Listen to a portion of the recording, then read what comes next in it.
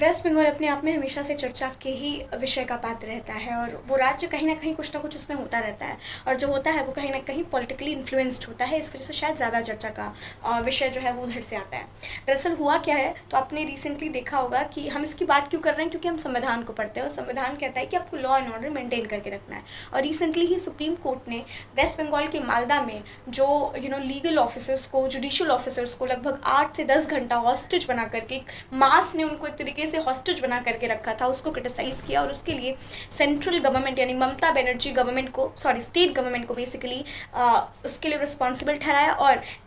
वो छूटे ही तब है जब सेंट्रल आर्म्ड फोर्सेज आई, यानी उनकी मदद से ही जो वो हॉस्टेज लीगल ऑफिसर्स थे वो बेसिकली छूटे हैं। और इस पूरे ही सिनारियो में सुप्रीम कोर्ट ने दरअसल ये स्टेटमेंट दिया दैट ये पूरी तरीके से लॉ एंड ऑर्डर का ब्रेक डाउन है। अब मैं इसकी बात क्यों कर रही हूँ, क्योंकि अभी ही इसी मंथ में यानी अप्रैल 24 और 29 को वेस्ट बंगाल में इलेक्शंस हो रहे हैं और ये सारा मामला दूर इसलिए पकड़ रहा है क्योंकि लगभग यूपी से 200 सीआरपीएफ के जवान जो हैं वो वेस्ट बंगाल आए हैं। और ममता बनर्जी ने अपनी एक रैली में ऐसा मेंशन किया है दैट ये जो लोग आ रहे हैं ये यहाँ के लोगों को अटैक करने आ रहे हैं, which actually showing the how can a government criticise to another government basically. क्योंकि कहीं ना कहीं आप एक राज्य की मुख्यमंत्री हैं तो एक राज्य से आपके प्रोटेक्शन के लिए, जबकि अगर उसका लॉजिक देखिएगा तो जो सीआरपीएफ आ रही है वो दरअसल आने वाले देश उस पर्टिकुलर स्टेट में होने वाले जो इलेक्शंस हैं उन इलेक्शंस की प्रोटेक्शन के लिए आ रही है और बेहतर तरीके से जो सारी चीज़ें हैं वो इन्फोर्स हो इसके लिए आ रही है। तो मतलब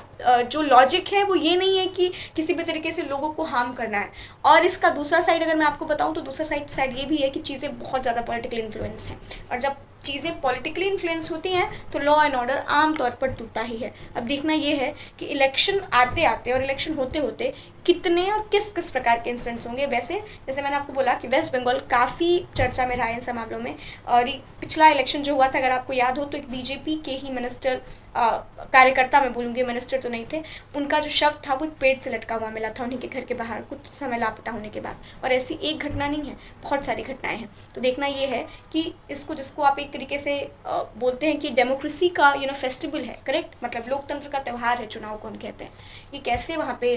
पूरा होगा और कैसे कम्पीट किया जाएगा और प्रॉपर फ्री एंड फेयर तरीके से होगा या नहीं होगा, ये देखने वाली बात है। बाकी आपका क्या कहना है इस बारे में, do let us know in the comment section. Thank you for watching, stay